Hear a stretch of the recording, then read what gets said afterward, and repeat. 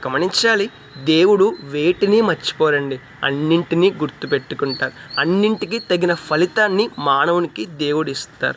మానవుడు ఈ లోకంలో పరిశుద్ధంగా జీవించడం వలన, నీతిగా జీవించడం వలన, యథార్థంగా జీవించడం వలన కష్టాలు పొందుకుంటాడు, బాధలు పొందుకుంటాడు, ఇబ్బందులు పొందుకుంటాడు. ఎన్ని బాధలు పొందినా, ఎన్ని ఇబ్బందులు పొందినా ఎవరైతే దేవుని కోసం నిలబడతారో, ఎవరైతే రోషం కలిగిన భక్తి జీవితాన్ని కనపరుస్తారో, ఎవరైతే దేవుని కొరకు బలముగా నిలబడతారో, ఎవరైతే పరిశుద్ధంగానే జీవిస్తారో వారికి తగిన ఫలితాన్ని, వారికి తగిన బహుమానాన్ని, వారికి తగిన గొప్ప దీవెనను దేవుడు పరలోక రాజ్యంలో ఇస్తారండి. అందరి ముందు వేలాది కోట్లాది దూతల మధ్య దేవుడు గొప్పగా బహుమానాన్ని వారికి ఇస్తారు. మరి మనలో ఎంతమంది పరిశుద్ధంగా జీవిస్తున్నాం, మనలో ఎంతమంది నీతిగా జీవిస్తున్నాం, మనలో ఎంతమంది యథార్థమైన జీవితాన్ని కాపాడుకుంటున్నాం? ఒకసారి ఆలోచన చేద్దామండి.